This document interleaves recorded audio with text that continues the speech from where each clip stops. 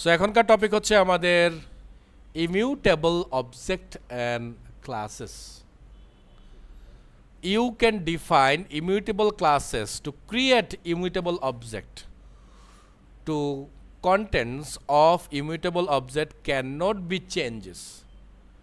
Immutable শব্দটার মানে হচ্ছে যেটা মরবে না, মানে যেটা মানে অপরিবর্তনযোগ্য আমাদের প্রোগ্রামের ভাষায়।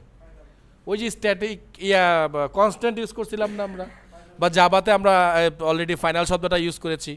তো এই বলছে এরকম যদি আমরা করে দিই কোনো ক্লাসকে আমরা চেঞ্জ করতে পারবো না। বলছে normally you create an object and allow it to contents to be change letter.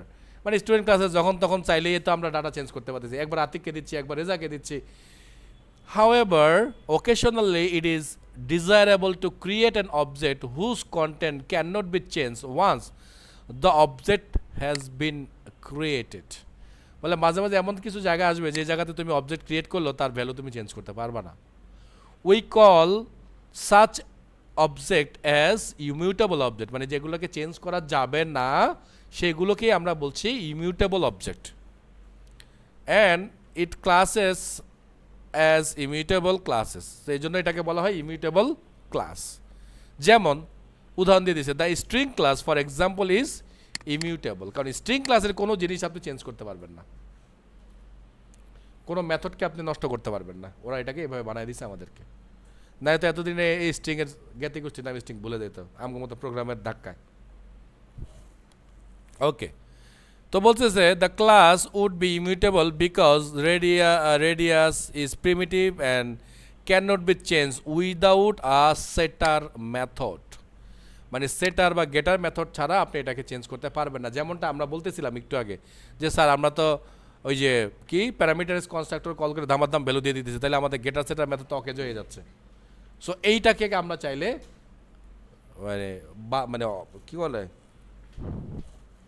Sorry, it is a class is immutable, then all its data field must be private and it cannot be contain public setter method for any data fields.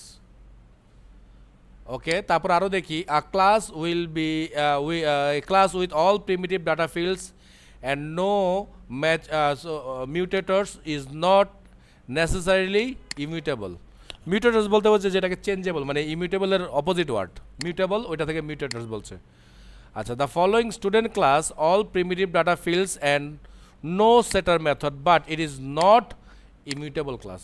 বলছে private but এটা immutable class না। তাহলে কোনটা immutable class? ওরা বলছে যদি একটা ক্লাসকে immutable বানাইতে হয় বা একটা ক্লাসকে যদি বলতে হয় যে এটা একটা ইমিউটেবল ক্লাস, তাহলে তার কিছু বৈশিষ্ট্য থাকতে হবে। তার মধ্যে প্রধান বৈশিষ্ট্য হচ্ছে all data field must be private. Data field অবশ্যই প্রাইভেট হইতে হবে। There cannot be any mutator method for data fields, মানে প্যারামিটারাইজ কনস্ট্রাক্টর রাখা যাবে না, কারণ এটা দিয়ে তো ডাটা পাঠিয়ে দেওয়া যায়, সো এটা করা যাবে না। No accessor method can return a reference to the data field that is mutable, মানে ডাইরেক্ট কোনো ভ্যালুকে রিটার্নও করানো যাবে না। তো এই যে দেখেন আমরা একটা ইমিউটেবল ক্লাসের স্যাম্পল খুঁজে বের করলাম।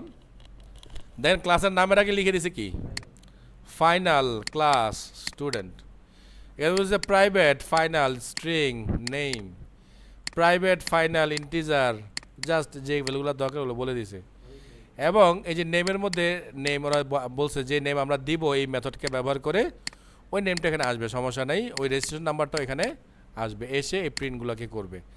এবং এই যে গেট এবং সেট মেথড এখানে রাখছে, কিন্তু এখানে কিন্তু কোনো প্যারামিটারাইজ কনস্ট্রাক্টর না দিছে তো, দিছে তো, এই যে এটা দিছে, সরি এই যে কনস্ট্রাক্টর, এই যে প্যারামিটারাইজ কনস্ট্রাক্টর এটা ওরা দিছে। আচ্ছা একটু দেখি কি কি করছে, আমরা পুরো ব্যাপারটা একটু দেখার চেষ্টা করি। এখানে একটা মেথড দিয়ে দিছে, এখানে আবার একটা ক্লাস বানাইছে যে ক্লাসটার মধ্যে স্টুডেন্টকে ইউজ করছে, সরাসরি ভ্যালু দিচ্ছে করে রাখলাম। সো দেখেন এখানে আমি ক্লাসকে ফাইনাল বানালাম, এটাকেও ফাইনাল বানালাম, কিন্তু মজার ব্যাপার হচ্ছে যদি আমরা এটাকে তুলে দেই তাহলে কিন্তু ফাইনাল আর কাজ করবে না, বিকজ ফাইনাল কথাটা লেখা মানে হচ্ছে তার ভ্যালুকে এখানে পুশ করে দিতে হবে, তাইলে কেবল এটা ইমিউটেবল হবে, বিকজ এটার কাছে আমরা এখন আর নতুন কোনো ভ্যালু পাঠাইতেই পারবো না। আমরা যে ভ্যালু লিখে দিছি ওই ভ্যালুটাই তার জন্য ফুল অ্যান্ড ফাইনাল ভ্যালু হবে। ইট মিনস এখন বলতে পারেন তাহলে এই জিনিসগুলো আমরা কোথায় ব্যবহার করবো? স্যার এই জিনিসটা ব্যবহার করবো বিশেষ করে আমরা যখন ডেটাবেজের কানেকশন বানাবো, কারণ ডেটাবেজের যে ইউজার নেম আছে ওইটাকে আমরা কাউকে চেঞ্জ করতে দেবো না, ওটা আমরা যা লিখবো তাই হবে। ডেটাবেজে যে পাসওয়ার্ড আছে ওইটাও আমরা যা লিখবো তাই হবে। ডেটাবেজে যে ইউআরএল থাকবে ওইটাও এরকম ফিক্স থাকবে। তো ওই সব ক্ষেত্রে আমরা আসলে এই ধরনের ইমিউটেবল ক্লাস ব্যবহার করব। ক্লিয়ার?